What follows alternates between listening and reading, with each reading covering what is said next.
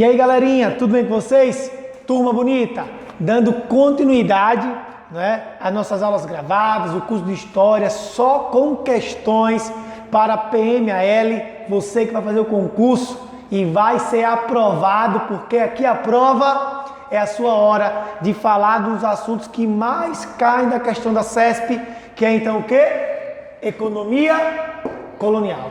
Galera, você tá ligado que economia colonial, ele é algo assim muito trabalhado dentro da questão da CESP, e a primeira informação que eu vou te dar, ei, olhe para cá, quando nós falamos sobre economia, eu tenho que lembrar que a economia ela tem duas formas, a do mercado externo e a do mercado interno.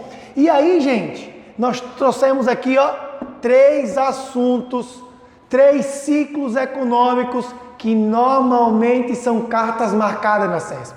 E eu quero então começar agora lendo a primeira questão que está no seu material. Ei, macho, já pegou a tua questão? Pega a tua questão, olha para ela e vamos juntos então gabaritar a CESP, brother. Vamos embora? Olha aí, primeira questão do teu material que tem PDF aí liberado para você. Vamos lá? Se liga. Olha o que aqui diz a questão. Relativamente ao processo de ocupação inicial do território brasileiro e a questão indígena por ele suscitada, julgue o item que se segue. Olha agora a pergunta.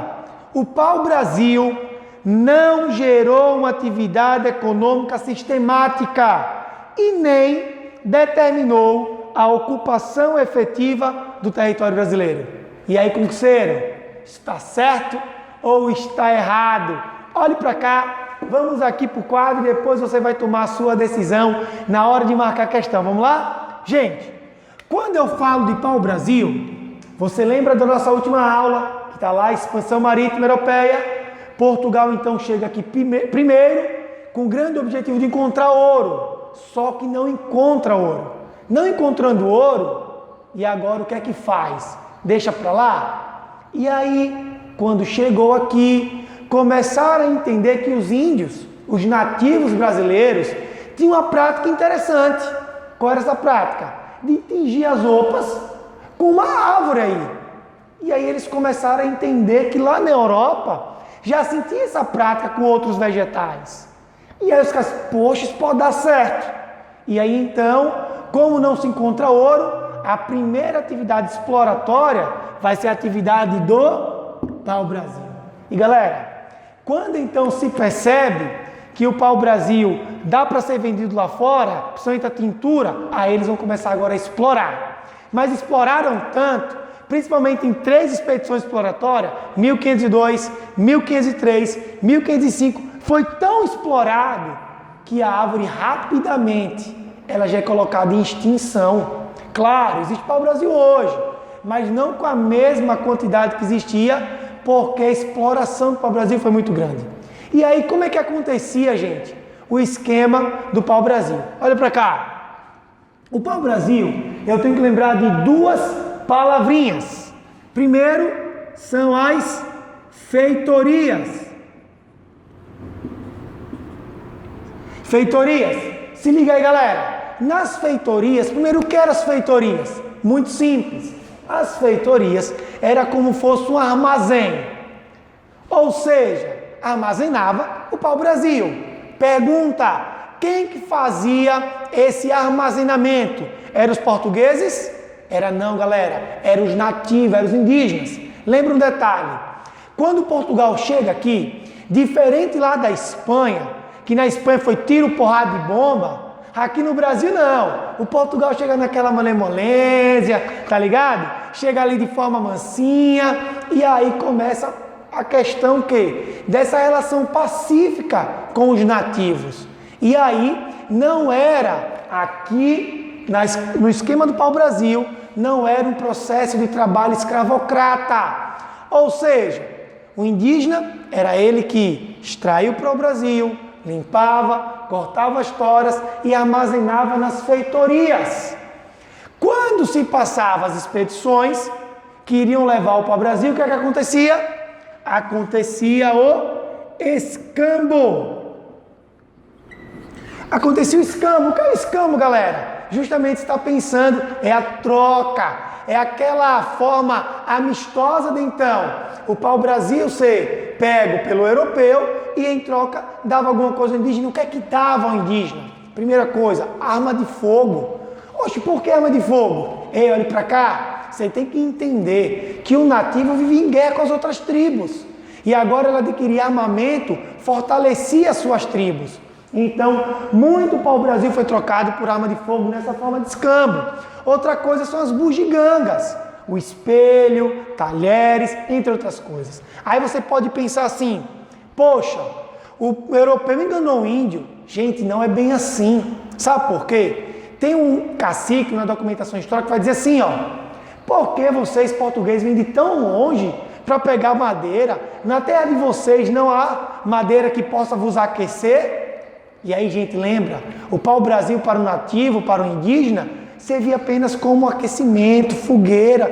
Assim, tinha tintura, mas não era em grande escala, como vai acontecer com a extração do pau-brasil na Europa. Beleza?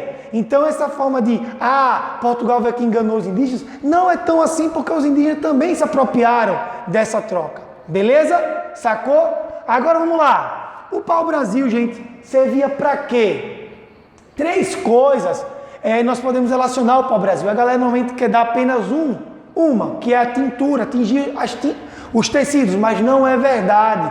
O pau-brasil, por ter uma madeira leve e resistente, ele vai ser bom para móveis, ele vai ser bom até para embarcações, entre outros artifícios. E aí, gente, olha só a pergunta. O pau-brasil não gerou uma atividade econômica sistemática? Verdade, ele não gerou. Por quê? Não existia algo assim, todo período tal, nós vamos aqui vir buscar. Não, quando se passava por aqui, já estava nas feitorias, então era levado. Então é verdade, não gerou. E diz assim, e nem determinou a ocupação efetiva do território brasileiro? É verdade também. Você precisa lembrar que o pau-brasil, essa extração, o ciclo do pau-brasil, acontece no período pré-colonial. Ou seja, no período ainda onde Portugal não tinha interesse nas terras basílicas. Porque o interesse dele era onde? Lá na Índia, tá bom? Então, galera, e o que vai efetivar? Ei, está com o seu material aí? Anote aí. Sabe o que vai efetivar a colonização? Só em 1530. Ou mais específico, ali nessa década, quando vai ter a primeira missão colonizadora de Martim Afonso de Souza e depois com as criações das capitanias hereditárias em 1534. E aí, de fato, o Brasil começa a efetivação da sua colonização. Mas o pau-brasil, ele não, como diz aqui, não determina a ocupação efetiva do território brasileiro. Beleza? Então essa questão é letra C. Marca aí C, de correto. Olha agora a segunda questão do seu material, falando também do pau-brasil. Vamos lá. A colonização portuguesa no Brasil iniciou-se com a extração de metais preciosos e, consequentemente, ocupação das denominadas áreas do sertão afastadas do litoral atlântico. Ei, gente, essa questão ela é totalmente o quê? Errada. Você já viu que o ciclo do ouro é só depois. Eu tenho o primeiro ciclo do pau-brasil, depois eu tenho o ciclo do açúcar e depois eu tenho o ciclo do ouro. E aqui diz que a colonização portuguesa no Brasil iniciou-se com a extração de metais. Já está falso, mas é dar uma segunda informação. E, consequentemente, ocupação das denominadas áreas do sertão afastadas do litoral atlântico. Também não é verdade, gente, porque o primeiro contato do português com o nativo, do português com as terras basílicas, foi apenas no litoral. Eles não adentraram dentro do Brasil naquele momento. Só depois, principalmente, já vou dar um spoiler que eu vou falar daqui a pouco, principalmente com a pecuária. Beleza? Sacou a ideia? Vamos embora, porque agora a gente vai falar do açúcar. O ciclo do açúcar, gente, é um ciclo extremamente importante. E eu já quero te levar agora aqui, para a tua questão aí de número 3.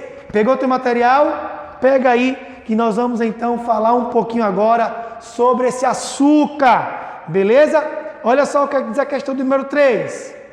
Olha para a tua questão, vamos lá? Relativamente ao processo de ocupação inicial do território brasileiro e a questão indígena por ele suscitada, julgue o item que se segue. Olha o que é que diz agora a pergunta. Custos financeiros elevados, entre outras razões, fizeram a economia açucareira exigir a presença da grande propriedade, latifúndio, em seu desenvolvimento. Isso está certo ou está errado? Olhe para cá. Gente, a gente sabe que o pau-brasil, ele deu lucro, entretanto não era nem de longe o objetivo de Portugal. O objetivo quando ele sai da América e vem para cá é achar o ouro.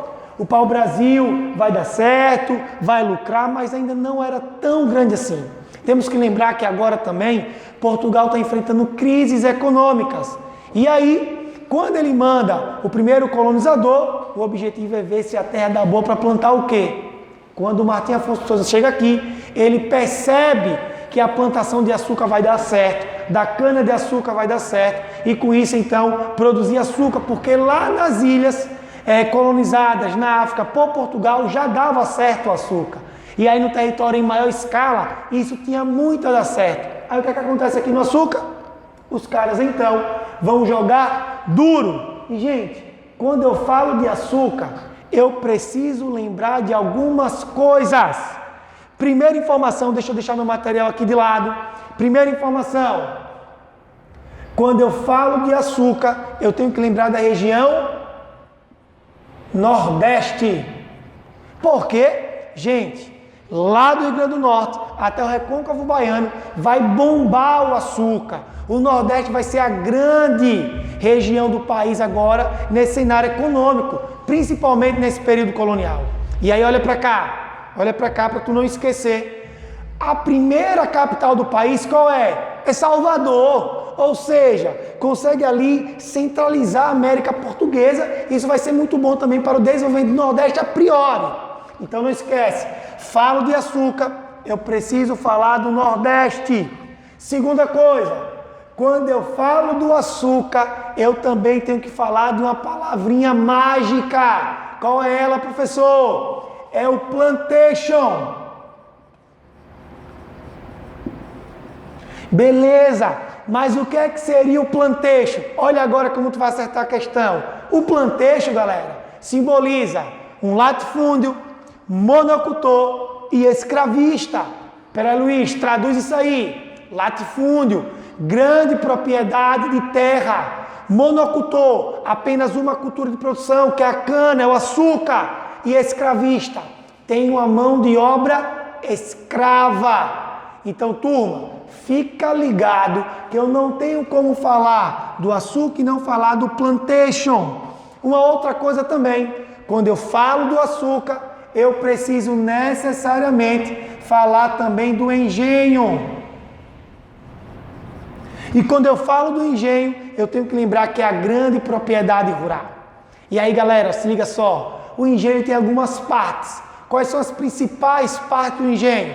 Casa grande, senzala, capela, eu tenho o canavial, a casa de pulgar, a casa de máquinas, ou seja, o moinho é o principal forma. Ei, olhe para cá, falando de moinho, nós vamos ter algumas formas de engenho sendo produzidas no Brasil. Eu tenho um moinho que é então girado através da tração animal, coloco o boi, o gado, e ele é girando ali, ó. Então tinha um moinho girando e tendo o cal da cana. Eu tenho a segunda força motriz, que é o homem, o escravo. Ele girava esse moinho. Mas também eu tenho um terceiro, que é o engenho de Banguê, que esse moinho ele girava através da força da água, era a força motriz. E aí, galera, esses três engenhos fazem parte do cenário brasileiro. Vamos lá? Falando em açúcar, tenho que lembrar um detalhe. Tanto o pau-brasil quanto o açúcar, eles serviam para o mercado externo, eram vendidos para fora do país. Quando nós falamos também do engenho, eu tenho que lembrar da casa grande, e eu tenho que lembrar que é uma sociedade patriarcal, é uma sociedade onde o homem, o seu dinheiro vai mandar nos seus agregados, seus familiares. Eu tenho também a senzala, a habitação dos negros, e eu tenho a capela. Eu posso dizer que a capela gerava vida social ali dentro do engenho. E galera, existiam engenhos gigantescos. Há evidência de engenho de 4.000 pessoas Não era qualquer coisa, era muito grande. Tá? Porque também eu tenho as casas dentro do engenho dos trabalhadores livres. Então fica ligadinho nessas dicas, gente. E quando eu venho para a questão, olha a questão aqui. Com os custos financeiros elevados, entre outras razões, fizeram a economia açucareira exigir a presença de grande propriedade. Olha aqui, plantation, que é o latifúndio, em seu desenvolvimento. Então, a sua terceira questão é uma questão correta. Coloque aí, está certo. Gente, eu quero agora ir para outra questão que é muito importante. Olhe para cá. Quando eu falo de pau-brasil, quando eu falo de açúcar e quando eu falo do ouro, que nossa questãozinha do ouro está chegando, eu preciso entender que esses produtos são produtos primários. Mas eu também tenho os produtos secundários quando eu falo de economia colonial. E é sobre eles que eu quero falar agora nessa próxima questão. Olha só a sua quarta questão do seu material. Olhe para a questão. Vamos lá? Olha o que é que diz. Relativamente ao processo de ocupação inicial do território brasileiro e a questão indígena por ele suscitada, julgue o item que se segue. Olha o item. A criação do gado, a ação das entradas e bandeiras e a extração de metais preciosos foram fatores decisivos para a expansão, inclusive geográfica, da colonização do Brasil. E aí, galera, eu preciso abrir um parênteses aqui para falar, sobre a pecuária. Gente, a pecuária, ela vai ser muito importante. Por que ela vai ser importante? Olha essa palavrinha, dica para a vida. A pecuária, ela vai ser grande responsável pela interiorização do Brasil. Ou seja, a pecuária, os sertanejos vão adentrar no Brasil. Mas, Luiz, eu sei que tem um tal de Tratado de Tordesilhas, feito lá em 1494. E esse tratado não vai ser descumprido? Vai. A coroa portuguesa vai mandar adentrar, vai esquecer esse tratado, vai descumpri-lo. E aí então, ele aqui, a pecuária, junto com entradas e bandeirantes, que vamos falar daqui a pouquinho deles, são responsáveis, gente, pela expansão geográfica do país. E aí, a questão aqui, ela está correta. E aqui, além disso, também fala da extração de metais. Vamos para cá? Olha para cá. Deixa eu pegar meu materialzinho. Quando a gente fala, gente, da extração de metal, eu preciso lembrar de um detalhe crucial. Se aqui eu falava de Nordeste, aqui agora eu preciso falar do centro do país. Principalmente ali Mato Grosso, Minas Gerais, Goiás, essa região, onde vai ser a região das minas, onde vai encontrar muito ouro. Entretanto, até chegar lá, você perceba, em 1500 era o objetivo do ouro. Só que o ouro só vai chegar quando? Em 1695, a primeira jazida. Rapidamente a coroa disse, temos que organizar a casa. E aí, gente, o que é que ela faz? Para até descobrir ouro, duas palavrinhas precisam aparecer. Primeira é entradas. E a segunda, bandeirantes.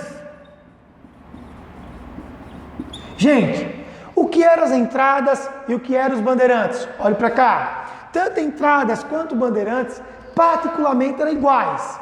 Existe uma diferença. As entradas, elas eram expedições oficiais da coroa portuguesa, com o objetivo de descobrir ouro, eles podiam escravizar indígenas, entre outras coisas. Os bandeirantes, expedições também que escravizar indígenas, objetivo de descobrir ouro. Entretanto, eles eram particulares, principalmente paulistas. Falando dos bandeirantes, turma, nós temos 3 formas de bandeiras. Qual é a primeira? Eu vou escrever aqui para vocês. É a bandeira de apresamento. Segunda é a bandeira de prospecção. E a terceira é as bandeiras de contato. Ou seja, qual é a diferença de ambos? Preste bastante atenção para você não esquecer disso. Apresamento, capturar indígenas.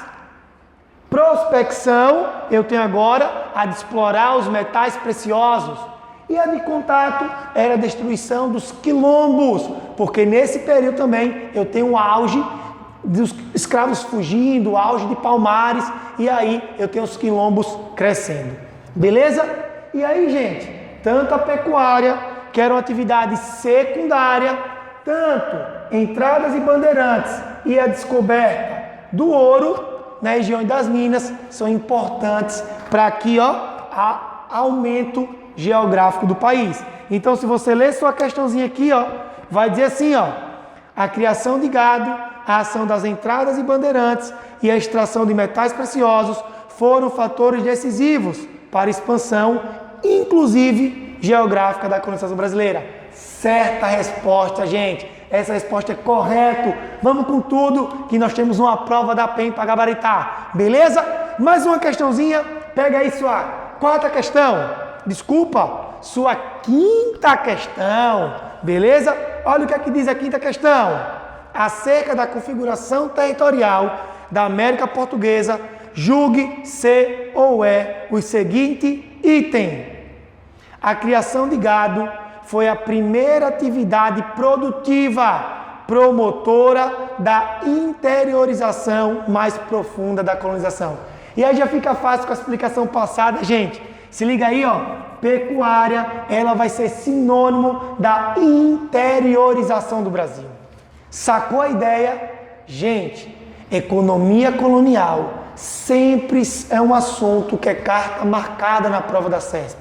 Fica ligadinho, porque aqui você gabarita a prova. Vamos concluir? Vamos para mais uma? E aí nós encerramos aqui com a nossa sexta questão. Olha o que aqui diz. Olha para o seu material, o texto é legal. O Brasil foi incorporado à história mundial em decorrência do processo da expansão comercial e marítima europeia dos séculos XV e XVI. Grande foi o impacto da colonização sobre as populações autóctones, mas o que se define como povo brasileiro resultou da mistura, desde a colonização, entre os mais diversos grupos étnicos e culturais, a exemplo de indígenas, africanos, europeus e mais tarde asiáticos.